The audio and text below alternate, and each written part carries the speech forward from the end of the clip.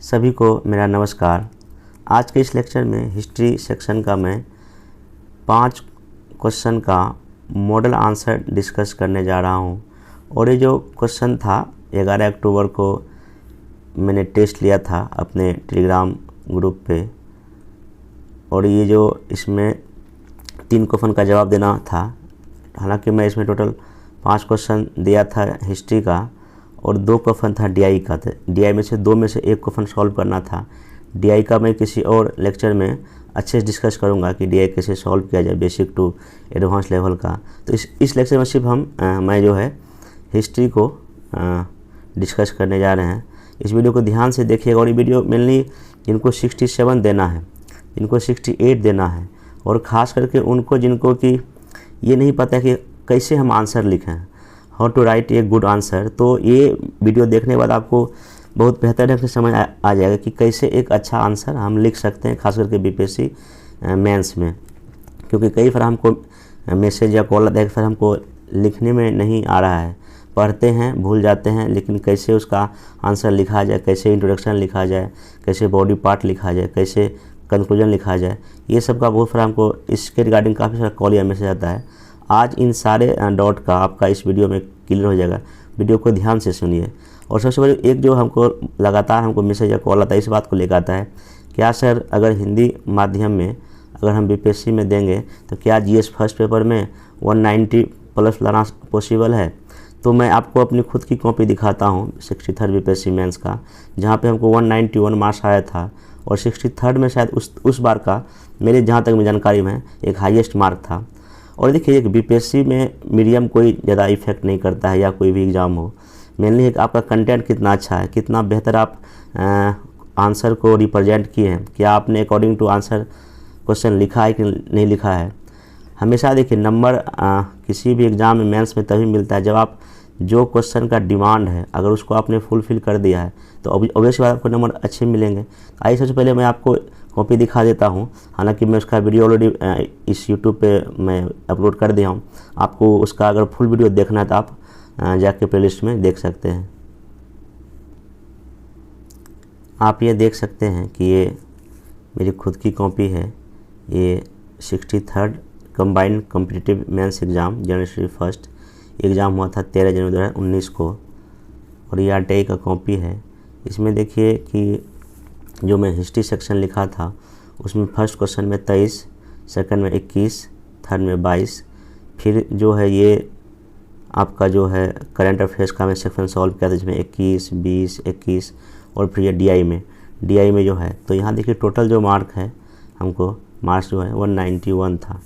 तो कहने का मतलब ये है कि मेरा सिर्फ ये कॉपी देखने का मतलब ये है कि बहुत सारे जो कॉल या मैसेज आते हैं कि सर क्या हिंदी माध्यम में आंसर आ सकता है इतना मार्क्स लिखने में। हाँ एकदम आ सकता है, लेकिन आपको बस वही डिमांड क्या है, एक चीज़ है कि आपको अकॉर्डिंग टू आंसर जो क्वेश्चन जो है उसको आप अगर जो लिख देंगे सही ढंग से तो आपको अच्छे नंबर आ जाएंगे। इसका पीडीएफ हमें टेलीग्राम पे पड़ा हुआ है, और इसका वीडियो ऑलरेडी मैं बना दिया हूँ अपने यूट्यूब पे, आप वहाँ जाके इसको देख सकते हैं। क्योंकि इतना लंबा डिस्कस हम नहीं करेंगे, हाँ कभी और होगा तो हम इसका अच्छे से कर देंगे।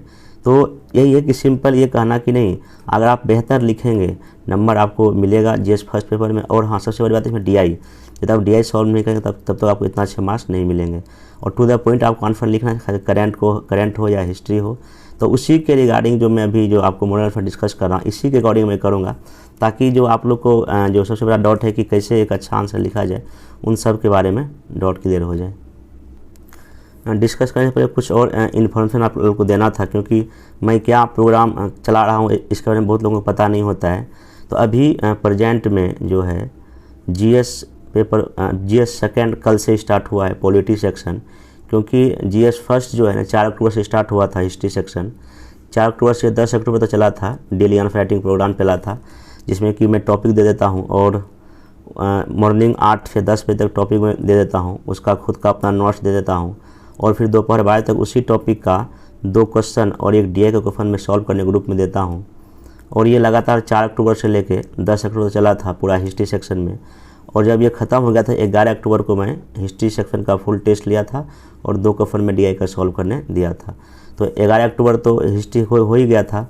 अभी जो है पॉलिटी सेक्शन स्टार्ट हुआ है, जिसमें कि जो प्रस्तावना फर्स्ट टॉपिक था, फिर फंडामेंटल राइट है, फिर डीपीएसपी, ऐसे करके पर डे टॉपिक रहता है और उसमें 2 क्वेश्चन मैं देता हूँ और रात तक उसको लिख कर सबमिट करना होता है। जिनको भी इस प्रोग्राम में जुड़ना है नीचे दिए गए कॉल पे नंबर पे कॉल कर सकते हैं, व्हाट्सअप कर सकते हैं। दूसरा बात कि ज्योग्राफी का भी इसी तरह प्रोग्राम चल रहा है, LSW का भी चल रहा है और हिस्ट्री का भी शुरू नहीं हुआ, लेकिन हाँ आजकल में शुरू हिस्ट्री का भी हो जाएगा। जिनको भी प्रोग्राम ज्वाइन करना है तो ज्वाइन कर सकते हैं। और वहाँ पे सबसे बड़ी बात है क्या, आपको मैं हर एक क्वेश्चन का देता हूँ मॉडल आंसर, ताकि आपको लिखने में काफ़ी अच्छा हो। और मॉडल आंसर जो मैं देता हूँ फुल देता हूँ एकदम, जैसे कि अगर जहाँ 38 मार्क्स का GS में क्वेश्चन है तो इसका 4 पेज में कैसे आंसर लिखा जाए वो सब मैं देता हूँ। तो अगर आपको ज्वाइन करना नीचे दिए गए नंबर पे व्हाट्सअप या कॉल कर सकते हैं। आइए हम आज का मॉडल आंसर डिस्कस करते हैं। तो पहला देखिए जो क्वेश्चन था इसमें, बिहार के परिप्रेक्ष्य में भारत छोड़ो आंदोलन के स्वरूप, विस्तार और प्रभाव का क्या करें, विश्लेषण करें। तो यहाँ वही था कि इंग्लिश में क्वेश्चन ये था कि analyse the nature extent impact of the quit India movement with special reference to the Bihar. तो आइए हम इस क्वेश्चन को कैसे एक बेहतर ढंग से लिख सकते हैं उसका हम डिस्कस करते हैं।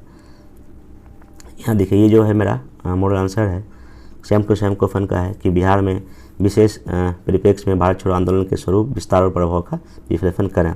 देखिए इस क्वेश्चन का क्या डिमांड है, बोले डिमांड समझते हैं। डिमांड मिलनी है कि विथ रेफरेंस टू बिहार, ठीक ना, भारत छोड़ो आंदोलन क्विट इंडिया मूवमेंट। आपको पता है कि 1942 में भारत छोड़ो आंदोलन स्टार्ट होता है और ये हमारे गांधी जी के द्वारा या देश के लोगों के द्वारा किया गया ये अंतिम ब्रिटिश के खिलाफ जो मेरा मूवमेंट था, एक मास मूवमेंट था, जिसमें इस मूवमेंट के बाद अंग्रेज़ों को ये लग गया कि नहीं अब इंडिया में टिकना लंबे दिनों तक संभव नहीं है। उसके बाद भारत जो है ना आज़ाद हो गया था। तो यहाँ पे देखिए तो सबसे पहला बात, अगर आप इसको मान लेते हैं कि अगर क्योंकि GS में एक प्रश्न का जो आंसर जो है ना या तो आप 4.5 पेज में दीजिएगा। ऐसा मैं क्यों बोल रहा हूँ, क्योंकि जो टोटल जो पेज है 36 मिलता है BPSC में। अगर 36 पेज आपको मिलता है और आपको 8 क्वेश्चन GS में सॉल्व करना होता है, अगर डिवाइड आप 8 से करेंगे तो मोटा मोटी जो आपको 4.5 पेज जो है ना मिलेगा हर एक क्वेश्चन को लिखने के लिए।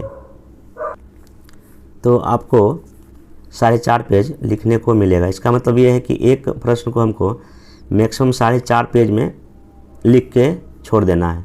और अगर वर्ड की बात किया जाए तो मेरा मानना है कि 400 से लेके 450 शब्द में आप एक आंसर लिख सकते हैं। जो क्योंकि देखिए होता है कि 180 मिनट आपके पास टाइम रहता है, मतलब कि 3 घंटा रहता है और 8 प्रश्न आपको लिखने होते हैं। अगर इसको डिवाइड कीजिएगा तो मोटा मोटी आपके पास 20 से लेके 22 मिनट टाइम मिलता है। इसी में आपको क्वेश्चन पढ़ना भी है, आंसर लिखना भी है, फ्रेम भी करना, बहुत सारा काम है। तो आप जो है ना क्या करें, बहुत सारा डाउट ये भी आता है फिर कितने पेज में लिखा जाए। तो मैं फिर बोल देता हूँ फाइनली कि आप 4.5 पेज में आंसर कंप्लीट करें GS का, या नहीं तो 400 से लेके 450 शब्दों में जो हो सके आप इसको कंप्लीट कर सकते हैं। और देखिए मेनली बात है कि पेज और वर्ड से सबसे पेज और वर्ड से इम्पोर्टेंट सबसे ज़रूरी बात यह है कि आपको जो प्रश्न का डिमांड है उसको पूरा करना पड़ेगा, तभी आपको मेंस में नंबर मिलेंगे। चलिए इसका हम डिस्कस कर लेते हैं। देखिए इसमें प्रश्न देखिए 3 पार्ट हैं। एक तो बिहार के रेफरेंस में लिखना है, भारत छोड़ो आंदोलन के बारे में, इसका क्या नेचर था, इसका क्या विस्तार था बिहार में और इसका क्या इम्पैक्ट पड़ा, ये 3 बात आपको क्या करना है इसमें लिखना है। तो आइए इसको हम देखते हैं। पहले भूमिका, देखिए हमेशा इंट्रोडक्शन अकॉर्डिंग टू क्वेश्चन होना चाहिए, यानी कि भूमिका भी हम कहीं और फिर लिख रहे हैं, ऐसा नहीं करना। देखिए सिंपल हम क्या लिखे हैं, भारत छोड़ो आंदोलन 1942 भारतीय स्वतंत्रता संघर्ष की अंतिम लड़ाई थी, जिसमें महात्मा गांधी के करो या मरो के नारे ने भारतीय जनमानस को गहरे तौर पर प्रभावित किया तथा पूरा देश जो है ना गांधी जी के इस आह्वान पर इस पवित्र आंदोलन में हिस्सा लिया, जिसका सबसे उत्कृष्ट रूप जो है ना बिहार में देखने को मिला। आप इस तरह से देखिए, मैं भूमिका एक ऐसा लिया जहाँ पे कुछ नेशनल लेवल का भी बात आ गया और जो कि बिहार की बात करें इसमें बिहार को भी अंतिम लाइन में क्या कर दिया, जोड़ दिया। तो ऐसे करके अगर भूमिका लिखेंगे तो नंबर क्यों नहीं मिलेगा। तो भूमिका को कई लोगों क्या होता है, क्वेश्चन से भूमिका का जो ना क्वेश्चन से कोई रिलेटेड नहीं होता है, इसलिए नंबर वहाँ नहीं मिलता। अब आइए देखिए, चूँकि भारत छोड़ो आंदोलन के बारे में कुछ बात बोल, इसलिए हमको थोड़ा सा ना भारत छोड़ो आंदोलन किस पृष्ठभूमि में स्टार्ट हुआ ये आप लिख सकते हैं। तो यहाँ पे देखिए मैं क्या किया हूँ, ध्यान देने योग्य बात है कि भारत छोड़ो आंदोलन की पृष्ठभूमि निम्न कारणों से तैयार हुई थी। आपको पता है कि क्रिस मिशन वो सफल हो गया था, अगस्त प्रस्ताव भी वो सफल हो गया था, भारतीय जनता की सहमति के बिना सेकेंड वर्ल्ड वॉर में हम लोग को शामिल कर दिया गया था, और इसमें जापानी आक्रमण और ब्रिटिश अधिकारियों को भारत बिहार छोड़ना क्या कर दिए थे, शुरू कर दिए थे। ये जो मेन कारण था जिसके वजह से हमारे देश में महात्मा गांधी ने अगस्त 1942 में जो भारत छोड़ो आंदोलन स्टार्ट किए थे। बाकी आप देखिए यहाँ पर मैं लिख दिया उपरोक्त परिस्थितियाँ के कारण अखिल भारतीय कांग्रेस की बैठक मुंबई में आयोजित हुई तथा 8 अगस्त 1942 को अंग्रेजों भारत छोड़ो का प्रस्ताव पास किया गया। साथ ही गांधी जी ने निम्न दिशा निर्देश जारी किया। हम थोड़ा सा लिख देते हैं कि क्विट में क्या हुआ आखिर में। यहाँ देखिए गांधी जी का दिशा निर्देश क्या था। 8 अगस्त को ग्वालियर टैंक में ही दिशा निर्देश था कि सरकारी सेवक सैनिक त्यागपत्र ना दें लेकिन कांग्रेस के प्रति राजभक्ति घोषित कर दें, छात्र आत्मसम्मान के साथ स्कूल जाना छोड़ दें, किसान लगान ना दें, राजे महाराजे जनता का सहयोग करें। ये सब गांधी जी का क्या था, दिशा निर्देश था। और इसी भाषण में गांधी ने करो या मरो का क्या दिया था, अपना बहुत बड़ा नारा दिया था। चलिए तो अब यहाँ देखिए गांधी जी द्वारा दिए गए दिशा निर्देश के अनुसार बिहार की जनता ने इस आंदोलन में सक्रिय भाग लिया। देखिए हम थोड़ा सा यहाँ पे क्या किए कि जो क्वेश्चन का डिमांड क्या था कि बिहार के ठीक है विशेष परिप्रेक्ष्य में बोलता है, लेकिन हमको थोड़ा सा भारत छोड़ो आंदोलन के बारे में हम जिक्र कर दिए ताकि एग्जामिनर को ये ना लगे कि ये इसके बारे में कुछ लिखा ही नहीं है, तो इसको लिखना पड़ेगा आपको इतना बात, ठीक ना। अब यहाँ से आप मेनली इसका स्वरूप डिस्कस कीजिए। तो स्वरूप डिस्कस में क्या करेंगे हम लोग, वही कि आपको पता होगा, पढ़े होंगे इसको, तो यह एक स्वतः स्फूर्त या नेतृत्व विहीन आंदोलन है। हालांकि गांधी जी पिछले 20-30 वर्षों से देश में लोगों को जागरूक कर ही रहे थे, हर एक मूवमेंट में वो नेतृत्व प्रदान कर रहे थे, लोगों को अच्छे ट्रेनिंग दे दिए थे, लेकिन फिर भी ये मूवमेंट जो है, चूँकि कांग्रेस के फर्स्ट पंक्ति के नेता की गिरफ्तारी के बाद ये मूवमेंट एक कहीं ना कहीं स्वतः स्फूर्त या नेतृत्वहीन हो गया। ये कुछ हिंसक प्रवृत्ति के भी थे मूवमेंट। इसके पहले जो गांधी जो भी मूवमेंट होता है उसमें हिंसा कम देखने को मिलती है, लेकिन यहाँ पे जो है ना हिंसा भी देखने को हमको मिलती है।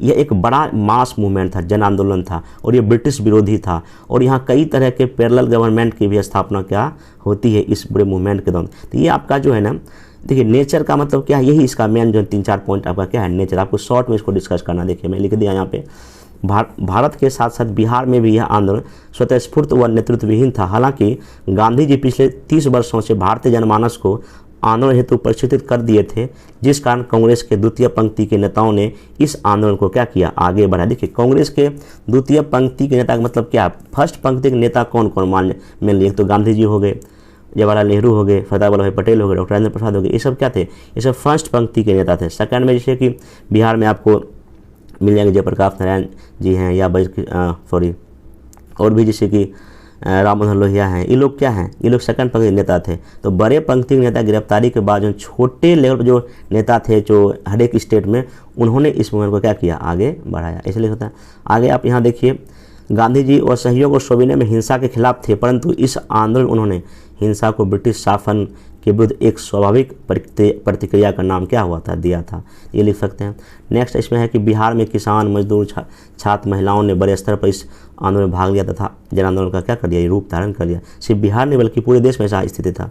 बिहार में सिवान, सारण में समांतर सरकार की भी क्या हुई थी, स्थापना हुई थी। तो हम ये बिहार में दिखा दिए कि बिहार में इसका क्या स्वरूप था, ठीक ना। तो अब इसका स्वरूप का पार्ट हो गया। अब चूँकि क्वेश्चन का डिमांड था विस्तार क्षेत्र, बिहार में कहाँ कहाँ विस्तार क्षेत्र हुआ है, क्योंकि आपको पूरे देश का विस्तार क्षेत्र क्वेश्चन का डिमांड नहीं है, सिर्फ बिहार का है। तो यहाँ देखिए क्या क्या लिखा हूँ, पहले आपको पता होगा 9 अगस्त 1942 को सुबह ही डॉक्टर राजेंद्र प्रसाद, फूलन प्रसाद, मथुरा प्रसाद आदि के कांग्रेस के वरिष्ठ नेताओं को क्या कर लिया था, गिरफ्तार कर लिया गया था। उपरोक्त गिरफ्तारी के विरोध में राज्य के सभी शैक्षणिक संस्थानों में हड़ताल रही और झंडोत्तोलन किया गया। ये दूसरा पॉइंट हमने लिख दिया। नेक्स्ट देखिए, इसी कड़ी में 11 अगस्त 1942 को पटना में जो है आपको फचौले में झंडा फहराने के चक्कर में जो है ना 7 छात्रों की हमारी क्या हो गई थी, मृत्यु हो गई थी। फिर 12 अगस्त को इस गोलीकांड के विरोध में पटना में क्या हुआ, गांधी में विशाल धरना किया गया। इसमें डाक, रेल आदि की क्या किया गया, इसमें ठप का निर्णय लिया गया था। फिर जो है ना सबसे बड़ी भूमिका इसमें आपकी आज़ाद दस्ता की है। आज़ाद दस्ता जो है ना, जिसने इस आंदोलन को पूरा विस्तार दिया और लोगों में एक तरह से अंडरग्राउंड होकर जो कैसे मूवमेंट किया जाए, ये इसमें ना आज़ाद दस्ता की सबसे बड़ी क्या थी, भूमिका थी आपकी। अब देखिए मैं कुछ और टेबल और मैप के थ्रू, क्योंकि ये क्वेश्चन बहुत बड़ा क्वेश्चन है, आपको शॉर्ट में हमको समेटना बहुत ज़रूरी है। तो यहाँ देखिए स्थान लिख दिए, यहाँ स्थान और यहाँ गतिविधियाँ, जैसे कि सिवान में झंडा फहराया गया था, सिवान में स्वतंत्र सरकार बना था, मुजफ्फरपुर में क्रांतिकारी सरकार बनी थी, ये सब मैं कुछ दिखा दिया। और मैं यहाँ मैप दिखा दिया बिहार का कि कहाँ कहाँ ये जो मूवमेंट का विस्तार था। ये सब क्या चीज़ें अच्छा है आपके लिए कि आपको नंबर ए बढ़ा देगा। फिर यहाँ देखिए थोड़ा सा अंतिम लिख भी दिए, इस बिहार में इस आंदोलन की तीव्रता का अंदाजा इस बात से लगाया जा सकता है कि 15,000 बंदी बनाया गया, 8,000 को सजा दिया गया था और लगभग 200 लोगों की क्या हुई थी, मृत्यु भी इस मूवमेंट में हुई थी। ऐसा कोई डेटा है। तो अब देखिए जो कि क्वेश्चन लास्ट में प्रभाव भी देखना। देखिए प्रभाव हमेशा देखिए कभी कभी प्रभाव तो या तो पॉजिटिव होता है या तो नेगेटिव होता है। या तो प्रभाव आपको क्या लिखना पड़ेगा, एक तो दीर्घकालिक लिखना पड़ेगा, एक तत्कालिक लिखना पड़ेगा। तो क्विट इंडिया मूवमेंट का जो तत्कालिक प्रभाव यही हुआ कि 1944 में ये मूवमेंट समाप्त जब हुआ तो भारत को जो है ना उसके बाद आज़ादी मिल गई। 2-3 साल के बाद भारत को तुरंत क्या मिल गई, आज़ादी मिल गई। पहले भारत को तुरंत आज़ाद कराने की मांग क्या हो गई, तेज़ हो गई। अंतर्राष्ट्रीय स्तर पर भी भारत की आज़ादी की मांग उठी। अमेरिका ने भी कहा कि नहीं, भारत को जो आज़ाद कर दिया जाए। सरकार को भारतीयों के प्रति निष्ठा बदलनी पड़ी, ठीक है ना। उसके बाद द्वितीय विश्व युद्ध के बाद 1946 के प्रांतीय चुनाव में कांग्रेस को क्या मिले, भारी जीत मिली, क्योंकि कहीं ना कहीं इसी मूवमेंट का क्या था, प्रभाव था, क्योंकि कांग्रेस को बहुत बड़ा सीट आया था। उसके बाद जो है, और सबसे बड़ी बात, कांग्रेस बिहार में कांग्रेस की क्या बनी थी, सरकार भी बनी थी श्री कृष्ण सिंह जी के नेतृत्व में। और सबसे बड़ी बात, संविधान निर्माण में बिहार के नेताओं की भी क्या हुई थी, भागीदारी हुई। देखिए मैं जो ये इम्पैक्ट लिख रहा हूँ ये बिहार के रेफरेंस में लिख रहा हूँ, क्योंकि क्वेश्चन का डिमांड ही यही है, ठीक है। आगे देखिए यहाँ पे मैं इसका देखिए ये तो होगा तत्कालिक या पॉजिटिव इम्पैक्ट क्या पड़ा, कुछ इसका दीर्घकालिक और निगेटिव इम्पैक्ट देखिए क्या पड़ा। 23 मार्च 1943 को पाकिस्तान दिवस मनाया गया तथा भारत का विभाजन धर्म के आधार पर हुआ। आगे जाके पता है आपको, द्विराष्ट्र सिद्धांत के आधार पर, ये कहीं ना कहीं नेगेटिव पॉइंट था या आगे का दीर्घकालिक परिणाम था। SC/ST समुदाय की भागीदारी बिहार में ना थोड़ी सी कम रही थी इस मूवमेंट में, और 1944 के बाद बिहार में कई तरह के सांप्रदायिक दंगे भी हुए थे। तो ये जो कुछ इसका पॉजिटिव और नेगेटिव बात आप ऐसे करके लिख सकते हैं। आगे देखिए वही अंतिम निष्कर्षतः हम कह सकते हैं कि भारत छोड़ो आंदोलन के विस्तार और प्रभाव ने ब्रिटिश शासन की 200 वर्षों की नींव को हिला दिया तथा 15 अगस्त 1945 को भारत को आज़ाद करना पड़ा।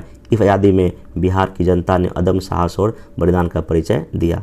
ऐसे करके आप इसको भूमिका को अपने इस आंसर को क्या कर सकते हैं, ख़त्म कर सकते हैं। आप इसे और बेहतर लिख सकते हैं, ऐसा नहीं कि निष्कर्ष आप ऐसा ही लिखें, कुछ और भी आप लिखें, लेकिन ये जो है ना जो मैं लिखा हूँ थोड़ा सा इसमें हमको लगा ठीक है। तो ये देखिए आपको जो है ना ये लगभग 4, हालांकि ये 5 पेज में मैं गया हूँ, क्योंकि क्वेश्चन में थोड़ा सा 3 पॉइंट को डिस्कस करना था, इस वजह से मैं इसको थोड़ा सा बड़ा कर दिया। नहीं तो इसको मैं 4 पेज में लिख सकता हूँ, कोई मतलब वो नहीं है, लेकिन आपको लगा नहीं इसको 5 पेज में बता दिया ताकि और भी एक क्वेश्चन में आपको क्या आ जाएगा, यूजफुल आ जाएगा। तो इसको ऐसे लिखेंगे तो नंबर हमको मेरे ख्याल से अच्छा मिलेगा।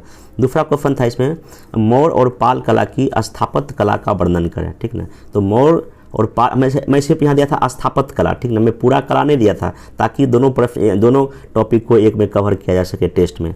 अब देखिए इसमें क्या करना था आपको, सिंपल कि देखिए अगर ये आप मान लीजिए अगर मान लेते हैं अगर 400 पेज में अगर लिख रहे हैं मान लेते हैं, तो आपको 200 अगर 400 वर्ड में लिख रहे हैं तो 200 वर्ड आपको देना पड़ेगा मौर्य कला पे, और 200 वर्ड आपको क्या करना पड़ेगा, आपको पाल कला पर देना। कई बार कॉपी ऐसा आता है कि क्वेश्चन में दोनों पार्ट होता है, लेकिन एक पार्ट को लिख दिए 80% रेशियो में, दूसरे पार्ट को लिख दिया 20% रेशियो। अब नंबर आपको ऐसा ही मिलेगा। अगर आप BPSC के मार्किंग पैटर्न को देखिएगा, अगर इसमें 38 अगर मार्क्स है तो वो एग्जामर ये मान के चलता है कि ये 19 नंबर इसमें हम देंगे, 19 मतलब फुल मार्क्स 19 इसमें है और सेकंड में कितना है 19 है। अगर आप इक्वल रेशियो में लिखेंगे तो यहीं से आपको नंबर मिलेगा। अगर मान लीजिए आप सिर्फ मौर्य कला को डिसाइड किया ना लिखाना तो आपको 19 में से मार्किंग करेंगे वो। अगर पाल कला फिर पूरा लिखा तो आपको 19 में मार्किंग करेंगे। ऐसा आप देख सकते हैं कई सारे कॉपी में ऐसा BPSC के एग्जामर कर रहे हैं। इसका मतलब यही है कि आपको जो है दोनों पार्ट को मतलब कि 50% में जब लिखेंगे तभी आपको जो फुल में नंबर मिलेगा, और मेरा मानना है कि ऐसा ही लिखना भी चाहिए। आइए मैं इसका मॉडल डिस्कस कर देता हूँ। देखिए सिंपल सा, देखिए एक कला का आपके पास इंट्रोडक्शन होना चाहिए, यही कि कला के लिए कि आपका जो है हाँ यहाँ पे कि कला मानव जाति की रचनात्मक कल्पनाओं की अभिव्यक्ति मानी जाती है। इस दृष्टिकोण से प्राचीन भारत में मौर्य कला तथा पूर्व मध्यकालीन में पाल कला का विशिष्ट स्थान है।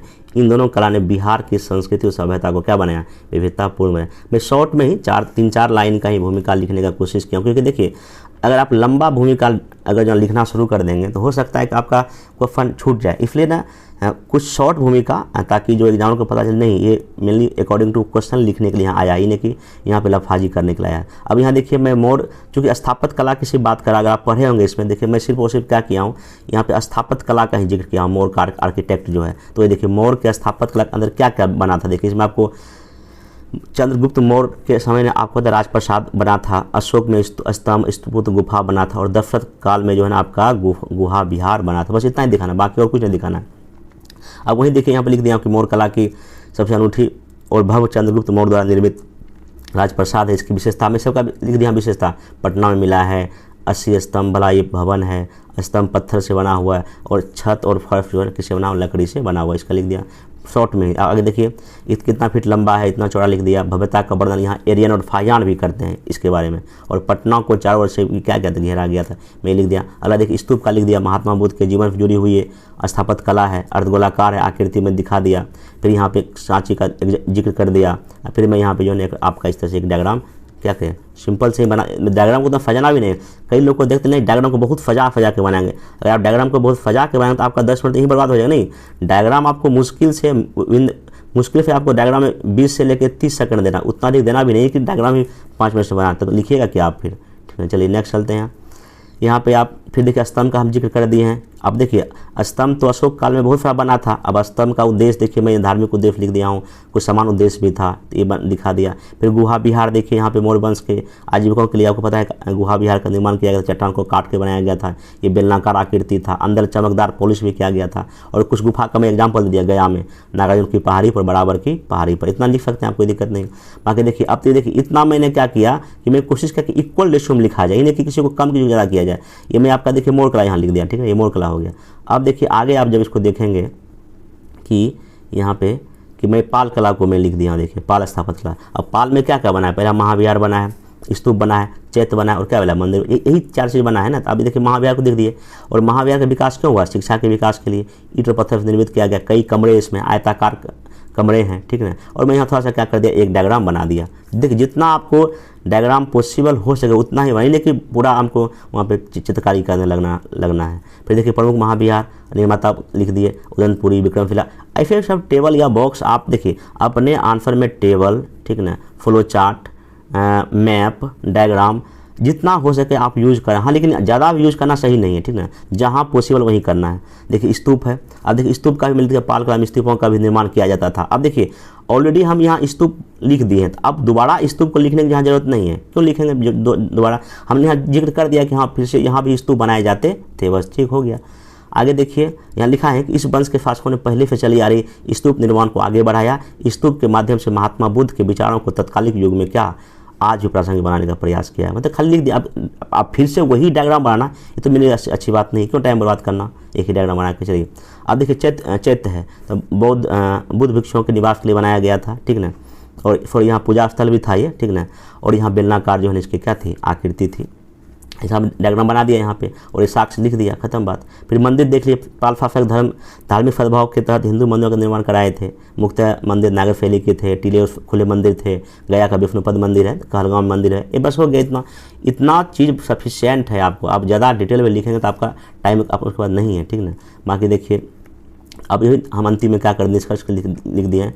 निष्कर्ष तक कहा जा सकता है कि मौर्य कला ने जहाँ चमत्कार पत्थर का प्रयोग कर कला को चिरस्थायी स्वरूप प्रदान किया, वहीं पालकालीन शासकों ने महाविहार का निर्माण भारतीय शिक्षा पद्धति को अंतर्राष्ट्रीय स्तर क्या किया, पहुंचाने का काम किया। अब इसमें अंतिम ये लिख सकते हैं कि अब वर्तमान में आवश्यकता इस बात की है कि इस जो है कला को किया जाए, क्या संरक्षित किया जाए, ताकि आने वाले समय में जो भारत में जो है ना इस तरह की चीज़ों को फ़ायदा हो। ऐसा करके आप लिख सकते हैं। ठीक है, तो आप देख सकते हैं यहाँ पे कैसे मैंने मतलब काफ़ी शॉर्ट में सब बात लिख भी दिया। ठीक ना, और बहुत जल्दी। अब ऐसे अनुभव को लिखना आपको मुश्किल 20 मिनट लगेगा, क्योंकि ज़्यादा हम कुछ एक्स्ट्रा बात लिखे ही नहीं। इसलिए आपको हमेशा ध्यान रखना, जब भी कभी एग्जाम मेंस का लिखें तो एक्स्ट्रा बात कहीं ना लिखें, जितना क्वेश्चन का डिमांड है उतना लिख के आप क्या कर दें, छोड़ दें।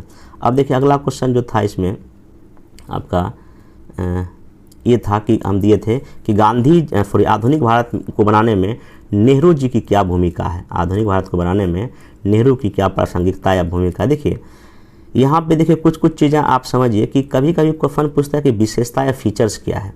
देखिए विशेषता या फीचर्स को सिंपल ढंग से अगर समझना आपको, सिंपल समझिए, हम जो कपड़ा पहनते हैं उसका रंग क्या है, उसका कलर क्या है, उसका डिज़ाइन क्या है, वो किस चीज़ का बना है, ये उसका विशेषता हो गया।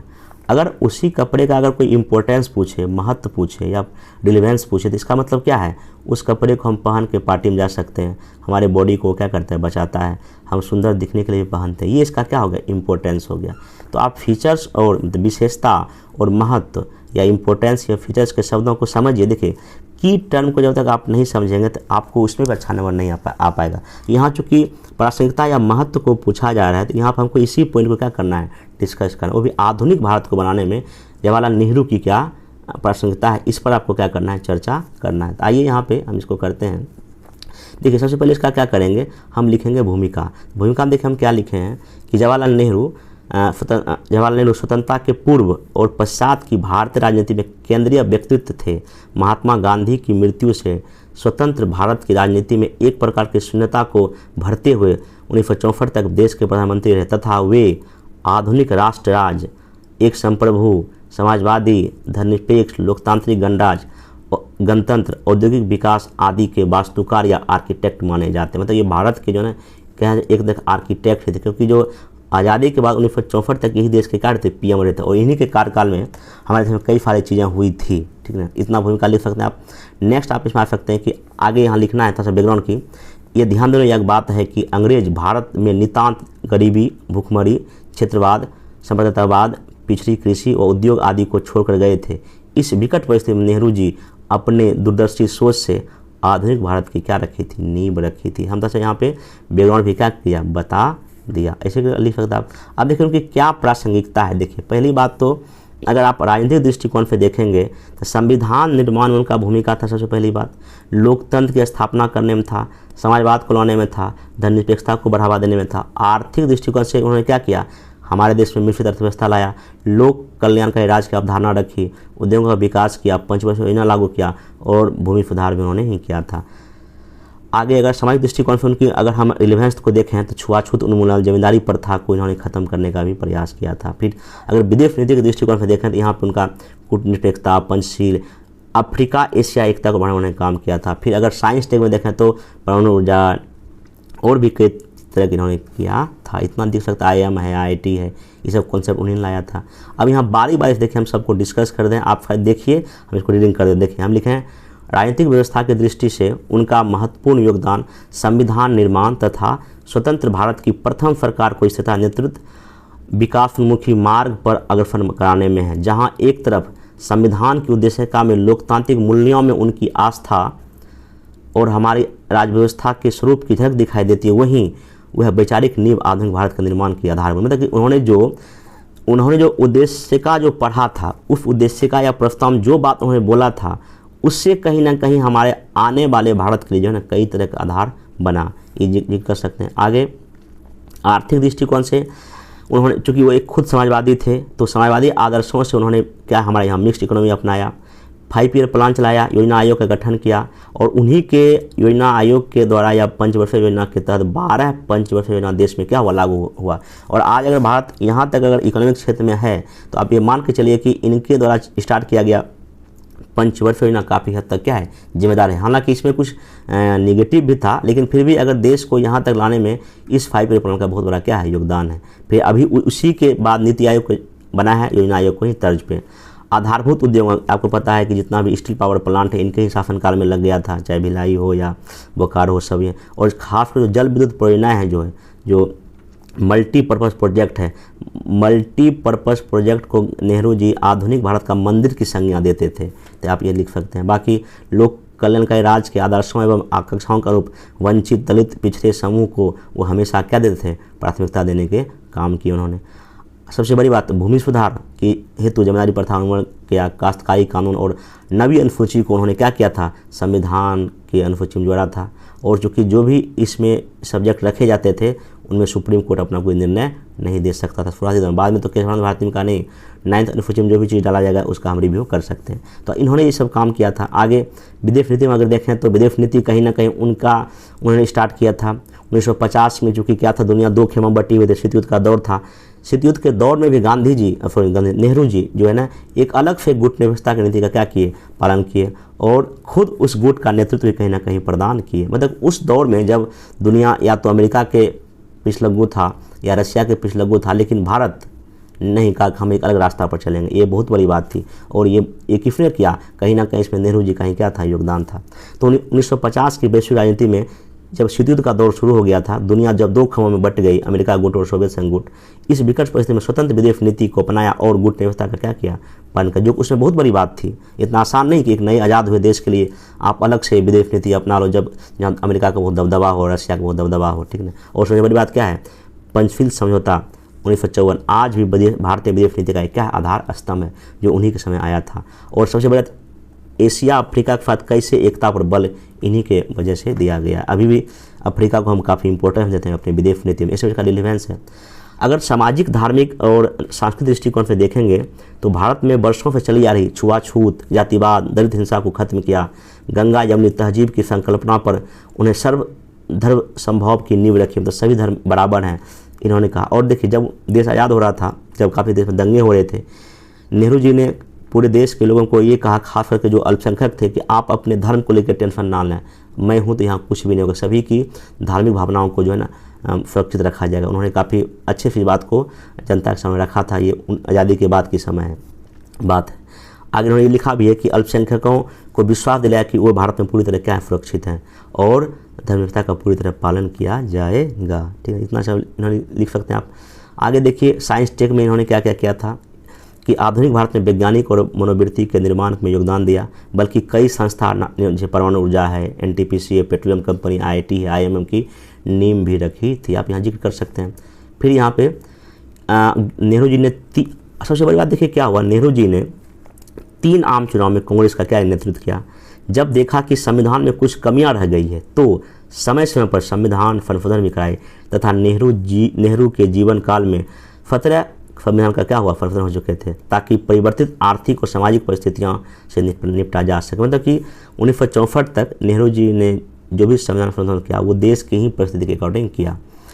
नेहरू जी को, अब देखिए प्रासंगिकता की सबसे बड़ी बात हम यहाँ ये लिखे हैं कि नेहरू जी को इस तथ्य का तो श्रेय देना ही पड़ेगा कि उन्होंने भारत में प्रजातंत्र की जड़ों को 3 आम चुनाव में सींचा और आज यह हमारी चेतना का भाग बन गया है। गत 70 वर्षों में या 75 वर्षों में प्रजातंत्र भारत में उत्तम कार्य कर रहा है, जबकि हमारे आसपास लगभग सभी देश, पाकिस्तान, बांग्लादेश, म्यांमार आदि में सैनिक तानाशाही की स्थापना हो रही है। मतलब कि नेहरू जी को कम से कम इस बात का तो हमको श्रेय देना ही पड़ेगा, बाकी जो तो है वो है ही, कि उन्होंने 3 आम चुनाव 1951-52, फिर जो 56 में हुआ, जब 61 में जब चुनाव हुआ, चुनाव में उन्होंने भाग लिया और लोकतंत्र में उनकी गहरी आस्था थी। ठीक ना, और जो उन्होंने इस लोकतंत्र को हमारे देश में स्थापित कर दिया वो आज भी देखिए परंपरा चली आ रही है। हमारे देश में अगर कभी भी कोई लोकसभा या विधानसभा का चुनाव होता है, पूरे देश की जनता उसको अच्छे ढंग से उस चुनाव परिणाम को एक्सेप्ट करती है। लेकिन आज देखेंगे पाकिस्तान हो, बांग्लादेश हो, म्यांमार हो, कई जगह सैन्य तानाशाही आ गया, लेकिन हमारे यहाँ ऐसा कभी नहीं हुआ। एक बार आपातकाल लगा अलग बात है, लेकिन सैनिक तानाशाही देश में कभी नहीं हुआ है। हालांकि कई आलोचक नेहरू जी को अंतर्राष्ट्रीय संबंधों में असफल मानते हैं तथा आरोप लगाते हैं कि उनकी आदर्शवादी सोच के कारण 1962 में चीन आक्रमण हुआ, कश्मीर का मुद्दा कहाँ यूएनओ चला गया। हम थोड़ा सा यहाँ पे लिख दिए हैं क्योंकि चर्चा का विषय रहता है, तो ठीक हमने यहाँ लिख दिया, कोई दिक्कत नहीं है।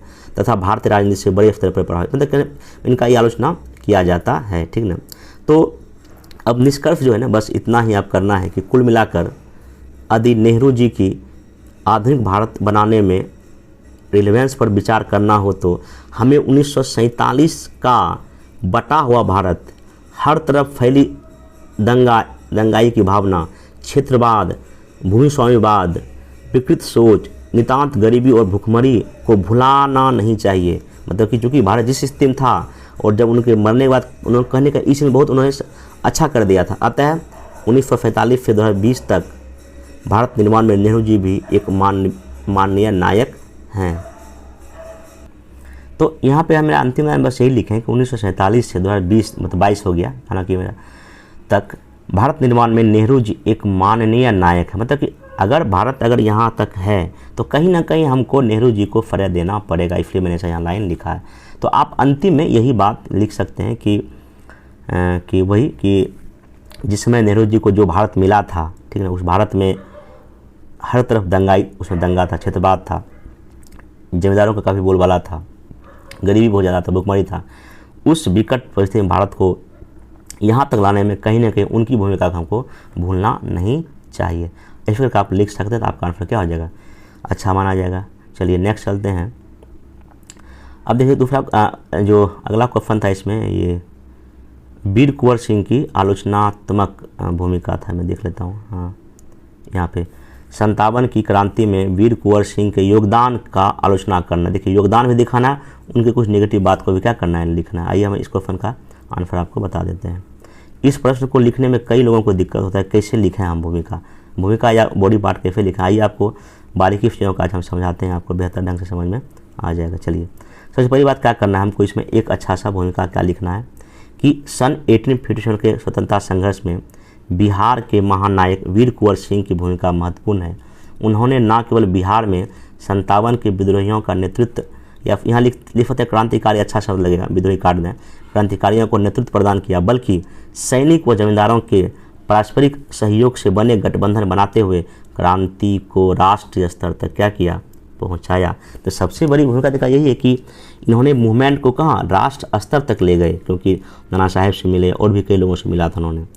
अब देखिए हम क्या किए हैं कि उनकी भूमिका को थोड़ा सा हम कुछ टू द पॉइंट में लिखे हैं कि 25 जुलाई 1857 से लेके 26 अप्रैल तक उन्होंने क्या क्या प्रमुख गतिविधि किया था। हम यहाँ लिख दिए हैं कि 25 जुलाई को दानापुर सैनिकों का नेतृत्व प्रदान कर आरा आसपास इलाकों में कब्जा किया, अपने दुर्ग को मरम्मत कराया, गोला बारूद का क्या किया, कारखाना खोला।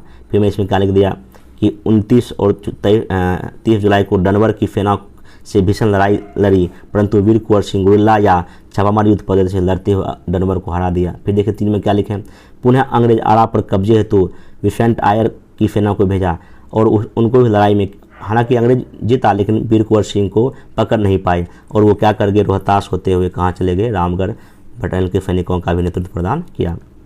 आगे इसके बाद मिर्ज़ापुर होते हुए लखनऊ चले गए, कानपुर पहुँचकर नाना साहब के साथ मिलकर वहाँ भी युद्ध किया, ठीक ना। पुनः 22 मार्च 1850 को अतरौलिया या आजमगढ़ में लड़ाई हुआ और अंग्रेज़ को यहाँ भी क्या किया, उन्होंने पराजित किया था। नेक्स्ट यहाँ पे आजमगढ़ में वीर कुंवर सिंह की सफलता देख अंग्रेज काफ़ी डर गए, केनिंग ने कार्रवाई का आदेश दिया, लॉर्ड काकर लुगार्ड ने आजमगढ़ पर हमला किया, यहाँ भी वीर कुंवर सिंह छापामार युद्ध से सैनिकों को परेशान किया तथा वहाँ से गाजीपुर होते हुए कहाँ पहुँच गए, आरा पहुँच गए। इतना जो इनका, परंतु लड़ाई में एक हाथ और पैर घायल की वजह से 26 अप्रैल को प्राण त्याग दिया, परंतु आरा के किले में अभी भी झंडा क्या कर रहा था, फहरा रहा था। मतलब यहाँ पर देखिए हमने क्या किया, 5-7-8 लाइन में उन्होंने इस पूरे आंदोलन में क्या गतिविधि मेनली किया है उसका मैंने जिक्र कर दिया यहाँ पे। अब देखिए उनका मेनली यहाँ पे मेनली पार्ट तो यहाँ पे है, ये आपको ये कहीं नहीं मिलेगा आपको, ठीक ना। और ध्यान रखिए जितना भी मैं मॉडल आंसर दिया रहा हूँ अभी तक आप लोग केबीसी नैनो से पढ़ते होंगे और केबीसी नैनो में कॉपी एंड पेस्ट है, और जितना भी कोचिंग्स है वहाँ भी उसी केबीसी नैनो का कॉपी एंड क्या है, पेस्ट है। और इस तरह का जो नया इनिशिएटिव सिर्फ और सिर्फ मेरे ख्याल से मैं ही अभी लाया हूँ, और इसका कॉपी और भी कई जगह अब कोचिंग वाले करना शुरू कर दिए हैं। यहाँ देखिए आप क्या लिख सकते हैं भूमिका में कि देखिए भूमिका क्या होता है, ये सबसे बड़ा क्वेश्चन है। भूमिका हम लोग क्या करते हैं, उनका पूरा एकदम भाषण लिख दिए, नहीं ऐसा नहीं करना है। भूमिका में आपको दिखाना है पहला क्या, वो एक नेतृत्वकर्ता थे, ठीक ना, वो एक संगठनकर्ता भी थे, एकता के परिचायक थे, उनमें काफ़ी दूरदर्शिता था, कुशल युद्ध नीति था, राष्ट्रवाद की भावना था, और उन्होंने स्वतंत्र सरकार के क्या किया था, स्थापना किया था, और अन्य भी कई उनकी भूमिकाएं जो है इस आंदोलन में देखने को मिलता है। और मैं यहाँ पे देखिए थोड़ा सा यहाँ डायग्राम बना दिया कि उनका कहाँ कहाँ आरा से चले, आजमगढ़ गए और अंतिम लखनऊ, थोड़ा दिखा दिया उनका विस्तार क्षेत्र, वीर कुंवर सिंह की गतिविधि दिखा दिए। क्योंकि मैप अभी के, अब देखिए मैप भी जो है ना ऐसे बनावे, ज़्यादा मैप में भी खर्च जगह ना करें, शॉर्ट में बॉक्स बना दिए और ताकि दिखाई पड़े नहीं। देखो इसमें कितने बेहतर ढंग से चीज़ों को लिखा है, अगर बिखरा के लिखें नंबर भी आपको मिलेगा बिखरा के, इसलिए आपको थोड़ा सा चीज़ें एडजस्ट करके, और ये कब, ये प्रैक्टिस होगा। अब देखिए मैं यहाँ लिखा दिया हूँ पहला कि संगठनकर्ता के रूप में इन्होंने क्या, वीर कुंवर सिंह आंदोलन की आहट को भांपते हुए जगदीशपुर के किले की क्या कराया, रिपेयरिंग कराया था, वहाँ गोलाबारूद क्या क्या था, रखा था। इन्होंने एक संगठन की तरह काम किया। इसके बाद सैनिक, सामंतों, किसानों को इकट्ठा करके एक मजबूत संगठन क्या किया, तैयार किया। लगभग 15 युद्ध किए जिसमें संगठन बनाकर लड़े, पहाड़ी क्षेत्रों में अपने भाइयों को भी क्या किया, संगठित करने का काम किया और ट्रेनिंग भी दिया था। ये एक नेतृत्वकर्ता भी थे, मतलब कि बिहार और बिहार के बाहर भी विद्रोह का क्या किया, इन्होंने नेतृत्व प्रदान किया, और 9 महीने में लोग कुल 15 लड़ाई लड़ा था इन्होंने। सर्वप्रथम 25 जुलाई को लड़ाई किए, फिर रामगढ़ बटालियन सैनिकों के साथ लड़ाई की। यहाँ पर देख सकते सब लिखा हुआ, मैं उतना नहीं बोल पाऊँगा। कानपुर और आजमगढ़ की लड़ाई में भाग लिया। कुशल युद्ध नीतिकार थे। शिवाजी के बाद छापामार युद्ध पद्धति का प्रयोग वीर कुंवर सिंह ने कब किया, 1857 के विद्रोह में किया। छापामार युद्ध प्रणाली से आरा, रोहतास, रामगढ़ में सफलता मिली, और कभी उनको अंग्रेज जिंदा नहीं पकड़ पाए। और एक इतिहासकार यहाँ बोलता भी है कि अंग्रेजी तोप व बंदूक के सामने वीर कुंवर सिंह की छापामार युद्ध पद्धति निर्णायक साबित हुई। आप ऐसे बात को क्या कर देंगे, अंडरलाइन कर देंगे। और एक मैं बात भूल गया, अगर आप हिस्ट्री का क्वेश्चन लिखते हैं, एक दो स्टेटमेंट जरूर डालें। आप अगर मेरा पहले का वीडियो देखें, मैं बात को पहले बताया हूँ। और सबसे बड़ी भूमिका इनकी क्या है, नागरिक या स्वतंत्र सरकार के क्या क्या उन्होंने स्थापना किया, कहाँ, आराम ये लिख सकते हैं। एकता के परिचायक थे। यहाँ पे इतिहासकार डॉक्टर रामफल शर्मा के अनुसार वीर कुंवर सिंह धर्मनिरपेक्षता और राष्ट्रीय एकता के क्या थे, प्रतीक थे। ये सब आप स्टेटमेंट यूज कर सकते, कोई दिक्कत नहीं। जमींदार घराने से होने के बाद भी समाज के सभी वर्गों को अपने साथ जोड़ा और सामाजिक एकता का क्या दिया, बढ़ावा दिया।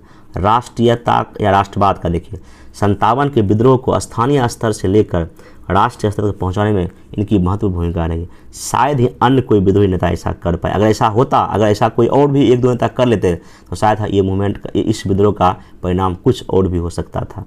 वीर कुंवर सिंह का उद्देश्य था कि विद्रोह को पूरे देश में क्या करना, फैलाना, ब्रिटिश शासन में उखाड़ फेंकना। इसी कारण आरा की बागडोर अपने भाई को देकर अमर सिंह को सौंपकर कानपुर गए, नाना साहब से क्या हुए, मिले। और यहाँ देखिए, मैं इसको फ्लो चार्ट में इनकी गतिविधियों को मैंने क्या कर दिया, दिखा दिया है। देख रहे हैं यहाँ पे, देखिए यहाँ इन्हें प्रारंभ किया है, आरा, फिर मिर्ज़ापुर, बांदा, कानपुर। यहाँ देखिए युद्ध किए, नाना साहब से मिले, फिर वापसी यहीं के बाद हुए, लखनऊ, आजमगढ़ युद्ध किए, यहाँ गाजीपुर में युद्ध किए, और फिर कहाँ गए, आपके आरा में इनकी मृत्यु हो गई। इधर में गतिविधि दिखा दिया। अन्य भूमिका क्या है इनका, बिहार की जनता को आत्मबल बढ़ा, इससे आज़ादी की भावना जगी और आगे के क्रांतिकारी आंदोलन के कहीं ना कहीं प्रेरणा स्रोत भी। आज भी देखिए, आज भी जो आज़ादी के अमृत महोत्सव में जो हमारे देश के गृह मंत्री अमित शाह जी हैं, वो जाके वहाँ आरा में झंडा भी फहराए थे सबसे अधिक संख्या में। अब एक रिकॉर्ड ही हो गया, ठीक है। अब यहाँ पे देखिए, इनका मैंने जितना भी मोस्ट इम्पोर्टेंट इनका भूमिका था वो मैंने दिखा दिया। आप ऐसे ही लिखेंगे, देखिए प्रश्नों अगर ऐसे डील करेंगे ना तो आपको नंबर बहुत मिलेंगे। ये बेकार कहना कि फिर नंबर नहीं मिलता है, नंबर मिलता है, लेकिन हाँ आपको लिखना पड़ेगा एक बेहतर ढंग से, तभी आपको नंबर मिलने का चांस होगा। आगे देखिए यहाँ पे, अब देखिए मैं इसका कुछ आलोचना करना है, 3-4 पॉइंट में आप कर सकते हैं। हालांकि मैं इसमें कुछ ज़्यादा ही कर दिया हूँ, क्योंकि आप इसमें से थोड़ा कम भी करें कोई दिक्कत नहीं है। देखिए पहला यहाँ पे एक लिख सकते हैं कि ठीक है, उनमें दूरदर्शिता था, लेकिन कुछ ना कुछ उनमें भी कमी था। एक कुशल युद्ध और नेतृत्वकर्ता के बाद दूरदर्शिता की कुछ कमी थी। वे बिना ठोस किसी योजना के युद्ध में क्या हो, तुरंत कूद पड़े। हालांकि इससे तत्कालिक लाभ तो मिला, लेकिन बाद में उनको कहीं ना कहीं क्या मिला, और सफलता मिला। विद्रोह का प्रसार पूरे बिहार तक नहीं कर पाए, मतलब कि बिहार में मतलब कि बहुत तक नहीं गए थे, मतलब इधर तक ही रह पाए थे, इधर नहीं गए थे पूर्वी बिहार में, ठीक। साथ ही सभी विद्रोहियों को इकट्ठा नहीं कर पाए बिहार में, ठीक ना। बाह्य शक्तियों से संपर्क स्थापित नहीं कर सके, जैसा कि टीपू सुल्तान ने फ्रांस के साथ किया था। अगर किसी विदेशों से करते तो कुछ और परिणाम हो सकता था। कुशल सहयोगी और उत्तराधिकार का इनका अभाव था, मतलब कि आगे इनके बाद और कोई जो अमर सिंह थे, लेकिन उन्होंने ज़्यादा दिन तक वो चला नहीं पाए। सबसे बड़ी बात क्या, हथियारों की कमी था। बिहार में विद्रोहों की शुरुआत अलग अलग स्थान पर समय हुआ, मुजफ्फरपुर में कभी और हुआ, दानापुर में कभी और हुआ, झारखंड में कभी और हुआ। तो अलग अलग होने की वजह से यहाँ भी जो है ये मूवमेंट सफल नहीं हो पाया।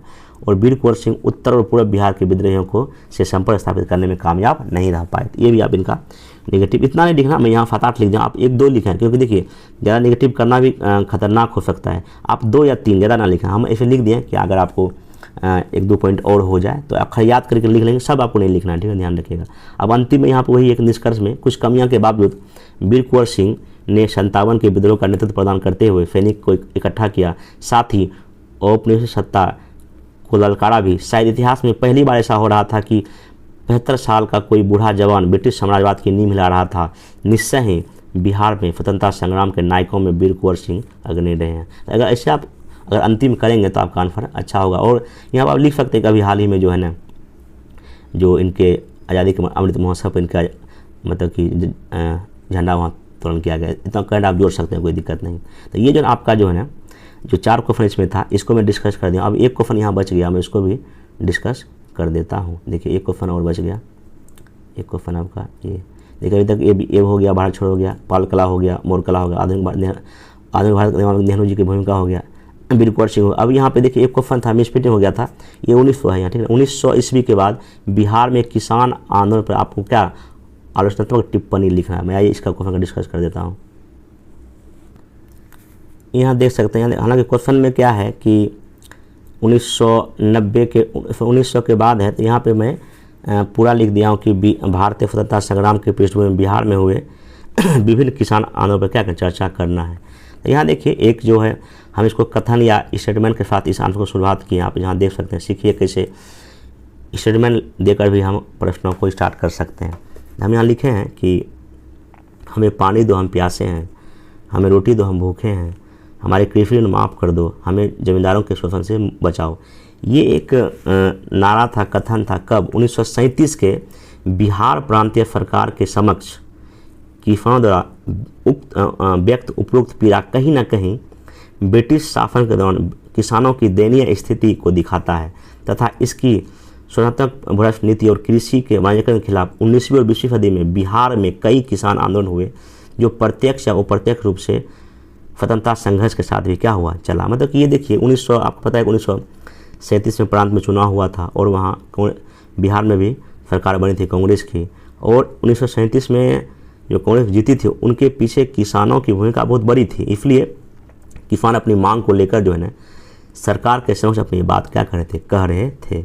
अब मेरे कोई प्रश्न में क्या है, 19वीं शताब्दी के बाद का लिखना है, तो यहाँ पे मैं थोड़ा सा दोनों लिख दिया हूँ, आप देख सकते हैं। आपको ऐसे लिखना है कि बिहार में किसान आंदोलन, आपको लिखना 19वीं सेंचुरी लिखना है और आपको लिखना है 20वीं सदी। एक तो ध्यान रखिएगा 19वीं सदी का मतलब क्या हुआ, 1800 से लेके 1900 तक का काल हुआ, और आपका जो ये 20वीं सदी का मतलब क्या हुआ, 1900 से लेके 2000 तक का बीच का बात कर रहा था। क्योंकि यहाँ पे क्वेश्चन का डिमांड मेनली ये है, आपको प्रश्न सिर्फ ये लिखना, लेकिन फिर भी जान लीजिए कि आपको 19वीं सेंचुरी में बहुत सारा किसान मूवमेंट, जैसे कि संथाल है, मुंडा है, फंताल, कहीं ना कहीं ये भी इसमें किसानों के तत्व थे। अगर आप संथाल का विद्रोह देखेंगे, मुंडा का, यहाँ भी आपको किसानों के बाद दिखाई पड़ेगा, और भी हो है, कोल है, वो भी आप यहाँ जिक्र कर सकते हैं। लेकिन ये है आपका 19वीं सेंचुरी। लेकिन 20वीं सदी में बिहार की अगर बात हम करें तो मेनली आपका सबसे बड़ा है चंपारण विद्रोह, चंपारण सत्याग्रह। दूसरा आपका इसमें है कि दरभंगा राज के खिलाफ विद्रोह, वह सहयोग और सविनय में किसानों ने भाग लिया था, वो भी लिखना, और बकास्त मूवमेंट, और अंतिम में आपको यहाँ स्वामी शरण के बारे में लिख देना है।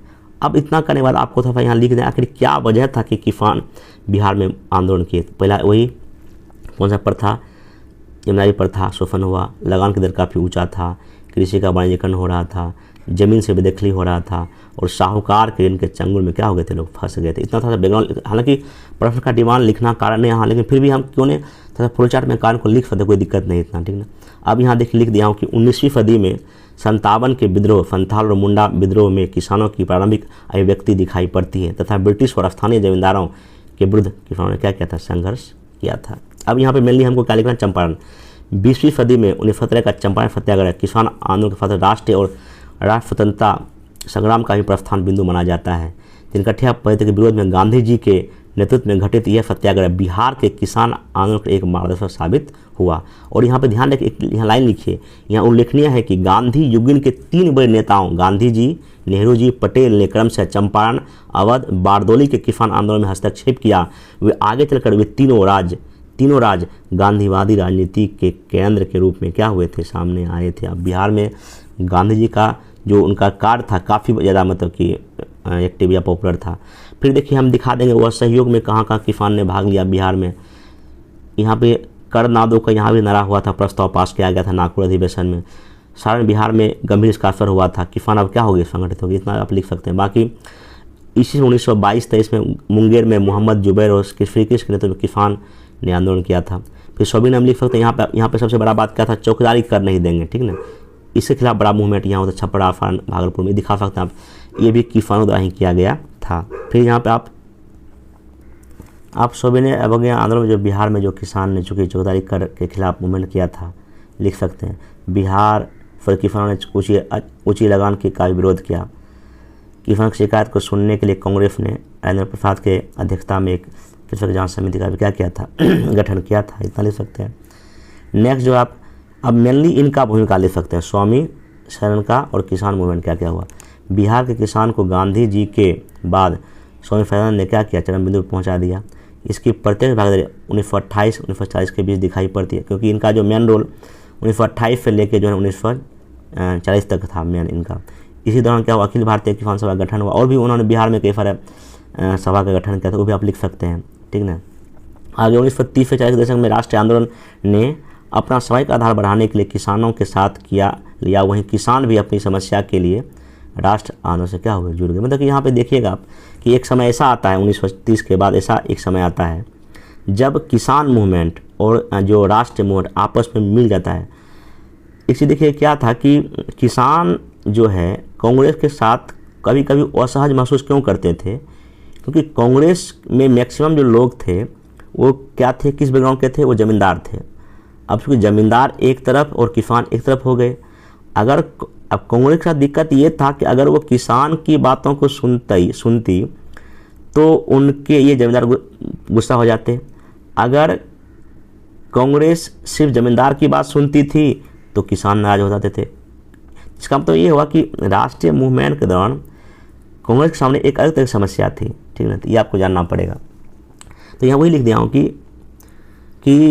इसी दौरान 1937 में प्रांतीय चुनाव में कांग्रेस के चुनावी घोषणा पत्र में किसानों के सभी मांगों को स्वीकार किया गया तथा इस चुनाव में कांग्रेस की जीत में इसकी महत्वपूर्ण भूमिका भी थी।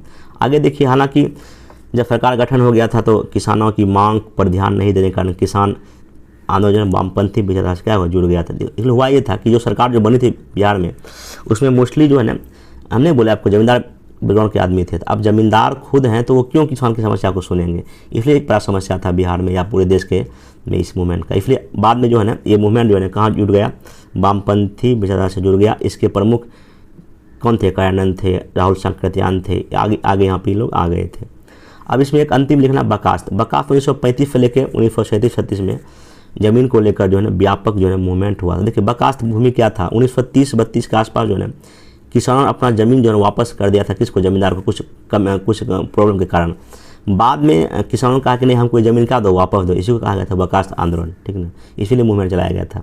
तो अब देखिए यहाँ पे चूँकि निगेटिव हम नहीं लिखा था, निगेटिव आप लिख सकते हैं यहाँ पे कि जो भी किसान मूवमेंट हुआ बिहार में, सबसे पहली बात क्या हुआ कि किसान छोटे स्तर पर थे, संगठित थे, बड़े व्यापक पैमाने पर कभी अपना जो है संगठन नहीं बना पाए। हाँ, कब बना, जाकर 1936 में बना अखिल भारतीय किसान सभा। मतलब कि बहुत दिनों तक जो है छोटे स्थानीय स्तर पर किसान क्या थे, इकट्ठा थे, उसका कोई बड़ा इम्पैक्ट नहीं पड़ा। उसके बाद जो है ना किसान के कोई बहुत बड़े नेता मतलब कि नहीं थे। जैसे ठीक है, जो भी नेशनल मूवमेंट देश में होता था उनके गांधी जी नेता थे, इस तरह का कोई एक बड़ा किसान नेता जो देश में हाँ है, लेकिन बहुत बड़ा जो पूरे किसान को इकट्ठा कर पाए ऐसा उसमें नहीं थे। उसके बाद क्या था कि आपको पता है कांग्रेस के सामने देखिए दुविधा ये था कि अगर ज़मींदार का साथ देती थी तो किसान गुस्सा हो जाते थे, अगर किसानों की बात को उठाते थे ज़मींदार गुस्सा हो जाते थे। इसलिए ना कांग्रेस भी जो लगातार जो कभी कभी जो ना किसान के मुद्दे को नहीं उठाया। हाँ उठाया, जैसे कि महात्मा गांधी जी चंपारण किए और भी समय पर, लेकिन जो ये आरोप लगता है कांग्रेस पे कहीं ना कहीं कि किसान के मुद्दों को उन्होंने बेहतर ढंग से नहीं सॉल्व किया। इसलिए यहाँ पे किसान लोग 1937 के प्रांतीय चुनाव में विरोध कर रहे थे, और जब लगा कि नहीं ये जो किसान की समस्या को ख़त्म नहीं किया जा सकता तो किसान जो है ना वामपंथी विचारधारा को क्या कर गए थे, मुड़ गए थे, ऐसा लिख सकते हैं। नेगेटिव मतलब ज़्यादा नहीं, 2-3 बात लिखिए। अब बाकी जो है ना अब अंतिम में लिखा कि कुल मिलाकर कहा जा सकता है कि आज़ादी संग्राम की पृष्ठभूमि में बिहार में किसान आंदोलन समांतर दिखाई पड़ता है। हाँ यह अलग बात है कि कांग्रेस जमींदार के दबाव में कभी कभी किसानों की मांग को क्या कर देती थी, नजरअंदाज भी करती थी, परंतु इसके पीछे कांग्रेस के सामने वर्ग समन्वय की समस्या थी। मतलब कांग्रेस ये नहीं चाहती कि कोई वर्ग नाराज हो जाए, वो दोनों को साथ लेकर चलने की कांग्रेस प्रयास करती थी, क्योंकि बात आज़ादी का था, इसलिए ऐसा था, ठीक ना। निष्कर्षतः बिहार के किसानों ने भारत की आज़ादी में अमूल्य योगदान दिया, साथ ही साथ सरकार के सामने अपनी मांग भी रखी। परिणाम स्वरूप आज़ादी के बाद जमींदारी प्रथा उन्मूलन हुआ, काश्तकारी अधिनियम, चकबंदी, हथबंदी जैसे प्रयास बिहार सरकार के द्वारा किया गया। अतः वर्तमान में सरकार को बिहार किसानों की चौमुखी विकास के लिए प्रयास करना चाहिए। आप ऐसा करके क्या कर सकते हैं, लिख सकते हैं। और भी एग्जाम्पल जैसे कभी बहुत सा मूवमेंट हुआ था बिहार किसान का, वो भी यहाँ जिक्र कर सकते हैं अंतिम में कि हमको जो है ना किसान जो मूवमेंट जो उसमें हुआ था आज़ादी के पहले, उससे हमको सीख लेने की क्या आवश्यकता है, और जो हमारे देश में जितने पीजेंट किसान हैं उनकी समस्या को समाधान करना हमारी सरकार की क्या है, जिम्मेदारी है। तो ये आपका जो पूरा जो है ना एक तरह का मॉडल आंसर हो गया। तो ये आपका पूरा जितना भी मैं 5 क्वेश्चन में पूछा था टेस्ट में, उस सब का मॉडल आंसर मैं दे दिया। और ये मैं टेलीग्राम ग्रुप पे जिस दिन टेस्ट हुआ था उस दिन मैं अपना ये मॉडल आंसर दे दिया था सबको। और देखिए होता क्या है कि जब तक आप टेस्ट देते हैं और टेस्ट में क्या लिखते हैं नहीं लिखते हैं, अगर उनका आपको एक अच्छा आंसर ना मिले तो फिर दिक्कत हो जाता है। इसलिए मैं सबका जितना भी टेस्ट होता है, डेली आंसर राइटिंग होता है, मैं कोशिश करता हूँ कि एक मॉडल आंसर फुल लिखा हुआ दे दिया जाए। शॉर्ट में देखिए मैं फुल देता हूँ, देखिए ना पूरा एक A to Z क्या आपको लिखना है क्या छोड़ना है, मैं इस तरह का मॉडल आंसर देने का प्रयास करता हूँ। और जो ये सब हर एक सब्जेक्ट में कोशिश करता हूँ, चाहे ऑप्शनल का हो या GS का हो। तो अब यहाँ पे क्या है कि अब नेक्स्ट जो है अब इसमें कई सारे और क्वेश्चन हैं जिसका मॉडल आंसर मेरे पास हिस्ट्री का रखा हुआ है। हम कोशिश करेंगे कि और भी जितने भी मोस्ट इंपोर्टेंट क्वेश्चन है मैं आपको यहाँ पर डिस्कस कर दूँ, क्योंकि हालांकि मेरा हिस्ट्री का कंप्लीट वीडियो बना हुआ है तो जिसमें कि लगभग सारे टॉपिक कवर है, लेकिन फिर भी मॉडल आंसर होता है, इसलिए मैं इसका डिस्कस कर दिया हूँ। अब आगे की जो भी वीडियो होगा, जैसे कि जीएस पेपर सेकंड में पॉलिटी का बचा हुआ सेक्शन है, फिर इसमें आपको इकोनॉमिक्स का बचा हुआ है, फिर साइंस टेक का बचा हुआ। कोशिश करते हैं कि आने वाले कुछ दिनों में ये सारा आपका सेक्शन में ख़त्म कर दूँगा। नोट्स बना हुआ है, थोड़ा सा कुछ नोट्स में अपडेट करना पड़ा, क्योंकि करंट का डेटा जोड़ना पड़ेगा सेकंड पेपर में, और सेकंड पेपर बहुत चैलेंजिंग है, इसलिए उसको पर शुरू किया जाएगा। और जहाँ तक करंट अफेयर्स की बात है पेपर फर्स्ट में, तो उसका भी मैं 20 से 30 लेक्चर लाऊंगा, जिसमें कि मोस्ट इम्पोर्टेंट जितना भी पिछले 1 वर्षों या 1.5 वर्षों करंट अफेयर्स है, चाहे इंटरनेशनल हो या नेशनल हो, उसका सब का हम कवर कर देंगे। तो उसका अधिकतर नॉलेज की आवश्यकता नहीं है, जिसमें मेरे G20 है, बिमस्टेक है, सार्क है, जो भी संगठन है या नेशनल हो, उस हम आपको कवर कर देंगे। तो अब यहाँ पर यही है कि आप लोग अगर टेस्ट देना चाहते हैं, डी प्रोग्राम करना चाहते हैं, तो आप इससे जुड़ें, आपको बहुत ही क्या मिलेगा, फ़ायदा मिलेगा। तो अब मिलते हैं हम लोग नेक्स्ट वीडियो में, तब तक के लिए। हाँ, एक चीज़ और बोलना था कि जिनको भी मतलब कि इसका नोट्स चाहिए, PDF चाहिए, तो नीचे टेलीग्राम का लिंक दिया गया है, ठीक है ना, आप वहाँ पे ज्वाइन कर लें, ठीक है, और वहाँ से आपको सारा हिस्ट्री का नोट्स या जो भी चीज़ होता है वहाँ मिल जाएगा। बाकी जो भी टेस्ट का प्रोग्राम है मेरा, या जो भी राइटिंग का प्रोग्राम है, वो सब आपको टेलीग्राम पे मिल जाएगा, क्योंकि यहाँ पे यूट्यूब पे सब कुछ बोलना संभव नहीं है। तो वहाँ पे आप जाके ज्वाइन कर सकते हैं। वहाँ पे हर एक मैसेज या सूचना आपको दे दी जाती है, LSW के टेस्ट के बारे में, ज्योग्राफी के टेस्ट के बारे में, हिस्ट्री के टेस्ट के बारे में, या डी जो भी आपको करना है वहाँ पे सब कुछ किया जाता है। और एक चीज़ ध्यान रखिएगा, मेरे प्रोग्राम की खासियत ये है कि मैं डेली जो है DI का जो है एक क्वेश्चन सॉल्व करने देता हूँ, ताकि आप DI में कहीं पीछे ना रह जाएँ। इसको करें, ठीक है। बाकी हम मिलते हैं नेक्स्ट वीडियो में, तब तक के लिए थैंक यू।